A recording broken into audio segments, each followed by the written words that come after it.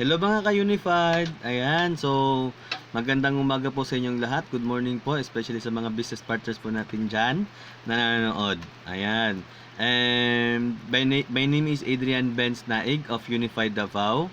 Okay, so ngayon po ituturo ko po sa inyo kung paano po tayo makapag-fund ng eCash account po natin from our version 1 to version 3. Ayan. But bago ko ituturo po sa inyong lahat yan, i-demo ko po sa inyong lahat yan. Okay?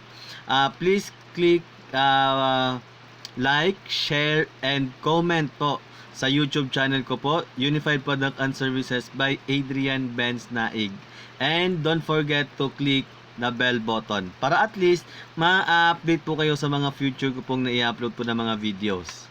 Okay, ayan. So I'm sure excited na po lahat tayo no kung paano po tayo makapag-transfer ng fund from our version 1 to version 3. Okay? So all we have to do mga business partners po, kailangan na po natin pumunta po sa Google Chrome. Okay? Kung sa iOS or iPhone po yung ginagamit po natin, all you have to do is go to your Safari. Okay? Yung browser po na ginagamit po ninyo.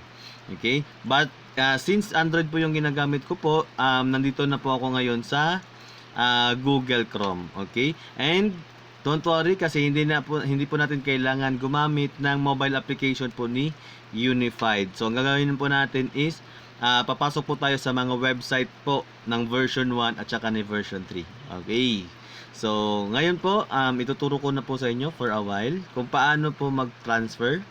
And syempre mga sir, step 1 po, kailangan nyo po munang mag-login, okay, sa version 3 po natin. So ito po yung version 3 website po natin, online.unified.ph, okay, /login. So all you have to do is to log in. Ilagay nyo lang po yung username at saka password nyo po dyan.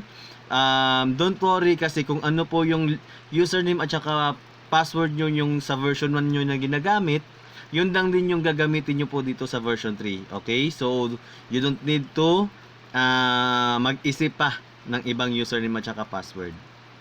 Okay. So, but on my part, syempre, naka-save na po yung password ko dito, automatic. So, all we have to do is to log in. Ayan, so welcome po to our version 3 account. So, syempre kung mga baguhan po tayo, no, especially sa mga first time po na hindi pa nakapag-login talaga dito sa version 3 po natin, all you have to do po is to verify your email, at saka mobile number, and magkakaroon ka po ng sariling KYC. So, iba po yung KYC po ng version 1 at saka sa version 3. Okay? So, you have to submit your selfie video and selfie with picture, okay, na at saka ID para ma-verify po kayo dito sa version 3 po natin. Ayan, and syempre nasa baba po is our POB. Ano po yung POB verification? Meaning proof of biller. Okay, proof of billing, I mean. Ayan, so kung saan ka po nakatira, kailangan nyo po mag-submit po ng proof of billing. Okay, so that is a quick tour lang po. Ngayon, makikita nyo po sa taas, nandyan po yung active account, wallet. Ayan. So, yung wallet po actually, kasi yung sa version 3 po kasi natin, ayan, di ba, we're expanding na international. So, meaning, if ever na meron ka na pong client later on na magpapabook sa iyo ng ticket, magpaparemittance po sa inyo, na gamit yung version 3 po natin, hindi mo na kailangan i-convert pa into peso. Kasi automatic po, nagiging dollar na po siya, Arab Emirates dirhams na po siya, yung currency po na gagamitin po natin. So, meaning po, automatic converted na po yung peso account natin sa currency po nila. Okay? So, that is what quick tour. And, my name is Adrian Benz Naig. Okay? And ngayon po, paano po ba tayo makapag-transfer? But before po ako makapag-transfer, okay, we have to set up first yung tinatawag nating PIN. Okay?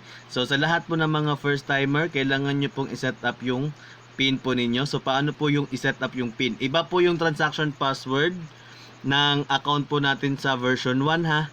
Okay, yung transaction password na to natin sa version 1, hindi na po yun siya magagamit po dito. Okay, ang gagamitin lang po natin dito is the PIN. Ayan. And all you have to do is to click your name and nakalagay po dyan is setting. Okay, so nakalagay po dito transaction PIN, update transaction PIN, and change your password. So, since updated na po yung password ko, okay, and if you are first timer po, kailangan nyo po talagang i-update yung PIN po ninyo. So, ang gagawin nyo lang po actually is click the update transaction PIN. Okay, and ang kailangan na po dito mga ma'am and sir is the 6 digits. So, meaning, hindi mo na kailangan yung transaction password, kundi digits na po kailangan. So, dapat numbers po, okay, 6 digits po siya. Hindi po combination ng letter, number. Ayan. So, since ako po, meron na po akong sariling transaction PIN po dito sa system ko sa version 3. Ayan. So, proceed po tayo kung paano po ba transfer po ng version 1 to going to version 3. Okay? So, gagawin po natin, click lang po natin yung upper left. Ayan. Okay, so nakikita nyo po dyan lahat po ng mga icons. So, hindi mo siya nalalaman kung ano po talaga siya. So, yung una po, nandyan po yung general report. Okay, yung pangalawa po, nandyan po yung cash in. So, meaning po, magka-cash in po tayo. And pangatlo po, nandyan po yung bills payment. Nandyan po yung loading.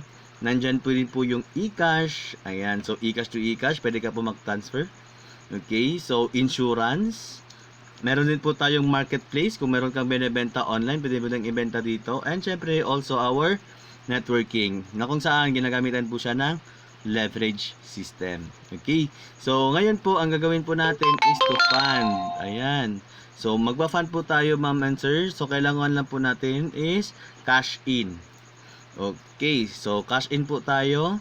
So, maraming pong dalawang option, either unified outlet, sa unified outlet or bank deposit. Okay, so since ang gagawin po natin, gamitin po natin yung version 1. So, unified outlet lang po muna. Okay, so i-click lang po natin ito. Actually, the reason why kailangan ko po mag-transfer kasi magbabayad po ako ng PLDT ko at saka Davao Light. Okay, so next video na naman po yon. So, ang total amount po ng babayaran ko actually is, wait lang po. Ayan. Okay, ang actual na babayaran ko is 4,271. So, sabihin na lang natin 4,300. Ayan, so round off na lang po natin 4,300. Okay. So, nandito po yung reference number. Ayan, you will receive 4,300, system fee po na 25 pesos. So, amount due ko po is 4,325. Okay? But since ang gagamitin ko po is this is my first account, and yung version 1 ko din is first account, so actually hindi po 25 pesos yung mababawas. This is only 5 pesos lang po. Okay? So, meaning po 20 pesos po yung income nyo po doon. If ever po na meron pong magpa-fund po sa inyo sa labas. Okay, so i-confirm po natin dyan.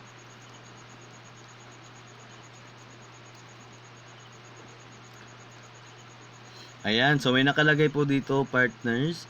Please complete your payment within 24 hours. Number 1, proceed to any Unified Product and Services branch. So meaning ka any members po. Provide payment details, reference number. Ito po yun, UNPY and something. Amount due 4,325. So complete your payment and you will receive your fund instantly. So automatic instant, 'di ba? So ang status po dito is pending pa siya, 'di ba? Reference number, yan po, transaction na number, yan po. So lahat po ng details ng transaction mo, ito po 'yan. So all you have to do is to copy the reference number. Hindi po yung transaction number kundi yung reference number. Okay, ika-copy po natin 'yan. Or pwede rin dito. Ayan, copy. Okay. And ang gagawin po natin, syempre, 'Diba? Saan natin ilalagay yung kinapi natin na reference number? So all we have to do is transfer po tayo sa version 1 account po natin, which is the secure.unified.ph. Okay, since first account ko po yung ginamit ko, this is my first account. Login lang po tayo. Ayan, so may balance po kanina, 'di ba? Ang ita-transfer ko po is 4,300. Okay, and ang balance ko po dito is 4,360. So i-check po natin. Ang gagawin lang po natin, ma'am and sir, is punta po tayo sa bills payment. Okay, so sa bills payment po nandito siya syempre, 'di ba? Utilities, telecom, ayan, government, schools. So sa baba po may nakalagay po, ma'am, answer unified V1 to V3. So ito po 'yon. So version 1 to version 3. So lagyan lang po natin yung reference number.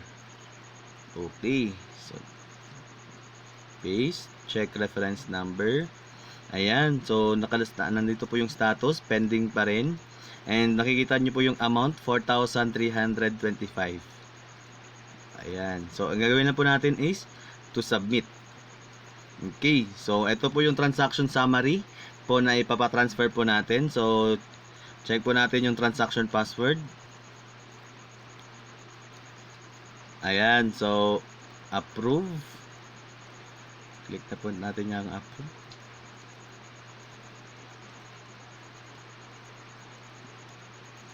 Okay, so parang na-send na po ata. Let's check. Desktop site. Ayun, may nakalagay na po na successful. Ayan, so